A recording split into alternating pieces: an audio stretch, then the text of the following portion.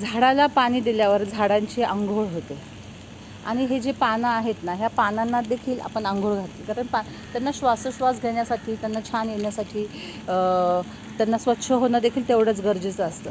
तर असे छानपैकी बघा, ही काठी कोरांटी आहे आणि काठी कोरांटी आहे, पण आता काय होणार आहे, पावसामध्ये आता उन्हामध्ये ती पूर्ण अशी धूळ झालेली आहे. थोड्या दिवसानंतर ह्याची जांभळ्या रंगाची फुलं यायला सुरुवात होतील आणि काही फुलं आहे पण बघा. तर आता सध्या आपण झाडांना फक्त आंघोळ करायचं काम करत आहे. जसं आपण स्वतः देखील आंघोळ करतो ना, तसं झाडांना पण आठवड्यातून, महिन्यातून एकदा आपण आंघोळ घालणं गरजेचं आहे. कारण ते पण शेवटी एक त्यांना पण जीव आहे ना, ते पण एक सजीवच आहे.